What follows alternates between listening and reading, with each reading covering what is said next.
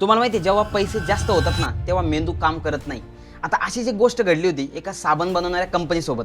झालं असं की कंपनीला ग्राहकाकडून खूप तक्रारी यायला लागल्या की तुमचे जे साबण आहेत त्याच्यामध्ये साबणच नसतो, म्हणजे ते रिकामे असतात, म्हणजे बॉक्समध्ये साबणच नसतो. आणि मग या गोष्टीवरती कंपनीमध्ये बोलणं झालं आणि सगळीकडून यावरती उपायसुद्धा मागवले गेले. आता मॅनेजर्सपैकी बहुतेकांचं म्हणणं होतं की सर, आपण जर 30-40 लाखांची एक्सरे मशीन बसवली तर आपण ओळखू शकतो की कुठल्या बॉक्समध्ये साबण आहे आणि कुठल्यामध्ये नाही. आणि ते जे रिकामे बॉक्सेस आहे ते आपल्याला वेगळे सुद्धा मग करता येतील.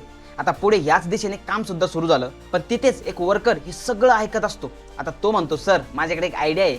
पण सगळे मॅनेजर त्याच्याकडे एकदम रागाने बघत असतात. त्यांना वाटतं याकडे काय आयडिया असणार. पण त्यातलाच एक मॅनेजर जो आहे तो त्याला म्हणतो की सांग, तुझी आयडिया सांग.